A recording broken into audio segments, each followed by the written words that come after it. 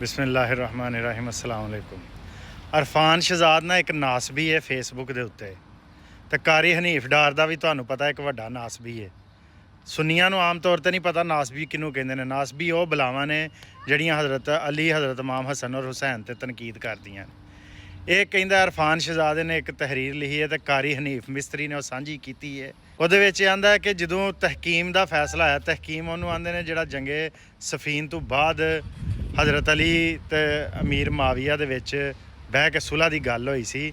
ਉਹਦੇ ਵਿੱਚ ਹਜ਼ਰਤ ਅਲੀ ਨੇ ਲਹਾਇਆ ਆਪਣੇ ਪਲਿਓਂ ਕਿ ਅਮੀਰੁਲ ਮੋਮਨੀਨ ਅਲੀ ਰਜ਼ੀ ਅੱਲਾਹ ਤਾਲਾ ਨੂੰ, ਤੇ ਉਹਨਾਂ ਅਮੀਰ ਮਾਵੀਆ ਨੇ ਕਿਹਾ ਅਸੀਂ ਤੈਨੂੰ ਅਮੀਰੁਲ ਮੋਮਨੀਨ ਨਹੀਂ ਮੰਨਦੇ, ਤੂੰ ਲੈ ਅਲੀ ਬਿਨ ਅਬੀ ਤਾਲਬ। ਅਰਫਾਨ ਸ਼ਹਜ਼ਾਦ ਨਾਸਬੀ ਕਹਿੰਦਾ ਹੈ ਕਿ ਹਜ਼ਰਤ ਅਲੀ ਨੇ ਮੰਨ ਲਿਆ ਕਿ ਮੈਂ ਜਿਹੜਾ ਵਾ ਨਾ ਅਮੀਰੁਲ ਮੋਮਨੀਨ ਨਹੀਂ ਅਲੀ ਬਿਨ ਅਬੀ ਤਾਲਬ ਆ, ਲਿਹਾਜ਼ਾ ਹਜ਼ਰਤ ਅਲੀ ਨੇ ਮੰਨ ਲਿਆ ਕਿ ਮੈਂ ਜਾਇਜ਼ ਖਲੀਫਾ ਨਹੀਂ ਹੈ। ਤੇ ਥੱਲੇ ਕਮੈਂਟ ਕਰਨ ਵਾਲਿਆਂ ਨੇ ਕਮੈਂਟ ਕੀਤਾ ਕਿ ਸੁਲ੍ਹਾ ਹਦੈਬੀਆ ਦੇ ਵਿੱਚ ਅਬੂ ਸੁਫਿਆਨ ਹੋਰਾਂ ਨੇ ਆਖਿਆ ਕਿ ਅਸੀਂ ਮੁਹੰਮਦੁਰ ਰਸੂਲੁल्लाह ਨਹੀਂ ਮੰਨਦੇ, ਲਿਹਾਜ਼ਾ ਮੁਹੰਮਦ ਬਿਨ ਅਬਦੁੱਲਾ ਲਿਖੋ। ਤੇ ਨਬੀ ਸੱਲੱਲਾਹੁ ਅਲੈहि ਵਸੱਲਮ ਨੇ ਮੁਹੰਮਦ ਰਸੂਲੁल्लाह ਉੱਤੇ ਮਿਟਾ ਕੇ ਤੇ ਮੁਹੰਮਦ ਬਿਨ ਅਬਦੁੱਲਾ ਲਿਖਿਆ। ਤੇ ਇਹਦਾ ਮਤਲਬ ਹੈ ਕਿ ਨਬੀ ਸੱਲੱਲਾਹੁ ਅਲੈहि ਵਸੱਲਮ ਨੇ ਵੀ ਆਪਣੀ ਨਬੂਵਤ ਦਾ ਇਨਕਾਰ ਕਰ ਛੜਿਆ ਸੀ। ਇਹ ਹਜ਼ਰਤ ਅਲੀ ਦੀ ਦੁਸ਼ਮਣੀ ਦੇ ਵਿੱਚ ਹੈ ਨਾਸਬੀ ਕਾਰੀ ਹਨੀਫ ਡਾਰ ਵਾਲੇ।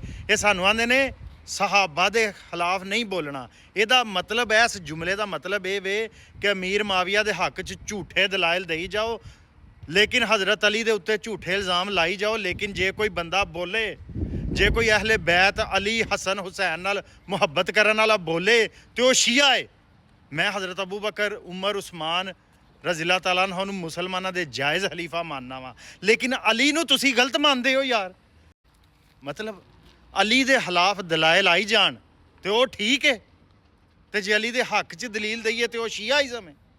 ਇਹ ਤੁਸੀਂ ਆਪਣੇ ਇਹ ਸੁੰਨੀਆਂ ਦੇ ਵਿੱਚ ਆ ਲੋਕ ਬੈਠੇ ਨੇ, ਤੇ ਜੇ ਸੁੰਨੀ ਇਹਨਾਂ ਦੇ ਖਿਲਾਫ ਨਹੀਂ ਬੋਲਣਗੇ ਤੇ ਫਿਰ ਅਸੀਂ ਕਿਸ ਗੱਲ ਦੇ ਸੁੰਨੀ ਆ ਜੀ ਅਸੀਂ।